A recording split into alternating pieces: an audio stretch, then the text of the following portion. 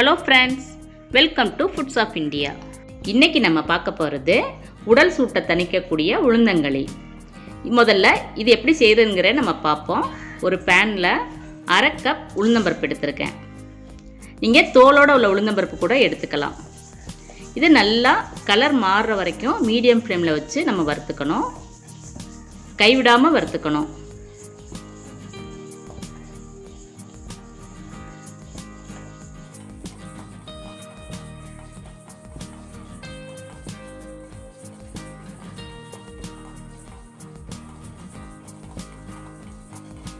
இப்போ நல்ல கலர் மாறி வந்துட்டது. இந்த டைம் நம்ம இதை எடுத்து இன்னொரு பாத்திரத்தில் போட்டு ஆற விட்டுருவோம். இப்போ 2 டேபிள் ஸ்பூன் பச்சரிசி எடுத்துப்போம். இது நல்லா பொரியிற வரைக்கும் இதை வறுக்கணும். இந்த பச்சரிசி நம்ம போடுறது அந்த உளுந்தங்களியை கெட்டிப்படுத்துறதுக்காக தான். இதையும் மீடியம் ஃப்ளேமில் வச்சு கைவிடாமல் நல்லா வறுத்துக்கணும். இப்போ இது நல்லா பொரிஞ்சு வந்துட்டது. இதையும் எடுத்து நம்ம உளுந்தோடு சேர்த்து ஆற வச்சுருவோம். 2 நல்லா ஆறினதுக்கப்புறம் ஒரு மிக்சி ஜாரில் போட்டு நல்ல பவுடராக அரைச்சி எடுத்துக்கணும். அதை சலித்து எடுத்து வச்சுப்போம். இப்போ நான் சலித்து எடுத்து வச்சது 3/4 கப் இருக்குது. இதை ஒரு பாத்திரத்தில் போட்டுப்போம். அடிகனமான பாத்திரம் அல்லது நான்ஸ்டிக் பேன் எடுத்துக்கலாம். 3/4 கப் மாவுனா 3/4 கப் பொடிச்ச வெல்லம் எடுத்துக்கணும். நீங்கள் கருப்பட்டி கூட எடுத்துக்கலாம். இதை ஒரு பாத்திரத்தில் போட்டு 3/4 கப் தண்ணி ஊற்றிப்போம். இந்த வெல்லத்தை கரைச்சி எடுத்துப்போம். லைட்டாக அடுப்பில் வச்சு சூடு பண்ணி இப்போ கரைச்சி எடுத்தாச்சு. இதை இந்த மாவில் வடிகட்டி ஊற்றிடுவோம்.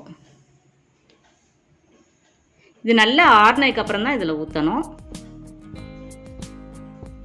1 கப் மாவுக்கு 3 கப் தண்ணிங்கிற விகிதத்தில் நம்ம சேர்த்துக்கணும். நான் 3/4 கப் மாவு எடுத்திருக்கேன். அதனால 3 3/4 கப் தண்ணி எடுத்துக்கணும். 1 3/4 கப் வெல்லம் கரைச்ச தண்ணி, மீதி 2 3/4 கப் நம்ம தண்ணி எடுத்துக்கிறோம்.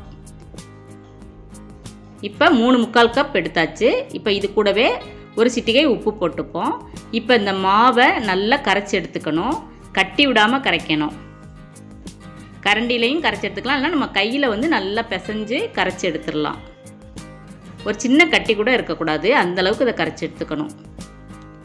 இப்போ கரைச்சி எடுத்தாச்சு. இதை நம்ம அடுப்பில் வச்சு கிண்டணும். இந்த மாவு 2 ஏற்கனவே வறுத்ததுனால நம்ம வெல்லம் உடனே ஊற்றிடலாம். வறுக்காத மாவுனா வெல்லம் போட்டோம்னா இந்த மாவு வேகாது. இப்போ இது நல்லா அடுப்பில் வச்சு மீடியம் ஃப்ளேமில் நல்லா கிண்டி விடணும்.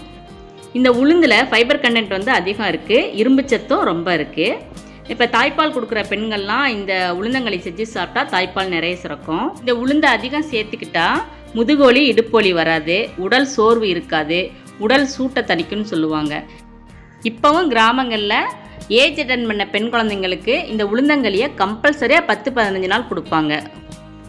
இப்போ நம்மளோட உளுந்தங்களி நல்லா கெட்டியாயிட்டு வருது. இந்த டைம் நம்ம அடுப்பை சிம்மில் வச்சுருவோம். 1 டீஸ்பூன் நெய் விட்டுப்போம். நெய் விட்டோன்னா அந்த உளுந்தங்களி கொஞ்சம் கட்டி வராமல் இருக்கும். இப்போ நல்லா கிண்டிட்டு இந்த டைம் நம்ம ஒரு 3 ஏலக்காயை பொடி பண்ணி அதை போட்டுப்போம். நான் ஏலக்காயோட ஒரு 1/4 டீஸ்பூன் ஜீனி போட்டு நல்லா பொடி பண்ணி சலிச்சு எடுத்துருக்கேன். இப்போ நம்மளோட உளுந்தங்களி ரெடி ஆயிடுச்சு. இதை நம்ம ஒரு தண்ணியை தொட்டுட்டு இதை கையில் வச்சு பார்த்தோம்னா கையில் ஒட்டக்கூடாது. அதான் அந்த கரெக்டான பதம். இப்போ கையில் ஒட்டவே இல்லை. இந்த பதத்தில் நம்ம அடுப்பை ஆஃப் பண்ணிடணும். இப்போ நம்மளோட உளுந்தங்களி ரெடி ஆயிடுச்சு. இந்த உளுந்தங்களி கூடவே நெய் அல்லது நல்லெண்ணெய் ஊற்றி சாப்பிட்டுக்கலாம். நீங்களும் இந்த மெத்தடில் உளுந்தங்களி செஞ்சு பாருங்கள். எப்படி இருந்துச்சுன்னு கமெண்ட்ஸில் சொல்லுங்கள். இந்த வீடியோ உங்களுக்கு பிடிச்சிருந்தா லைக் பண்ணுங்கள், ஷேர் பண்ணுங்கள். இந்த சேனலை சப்ஸ்கிரைப் பண்ணுங்கள். தேங்க்ஸ் ஃபார் வாட்சிங்.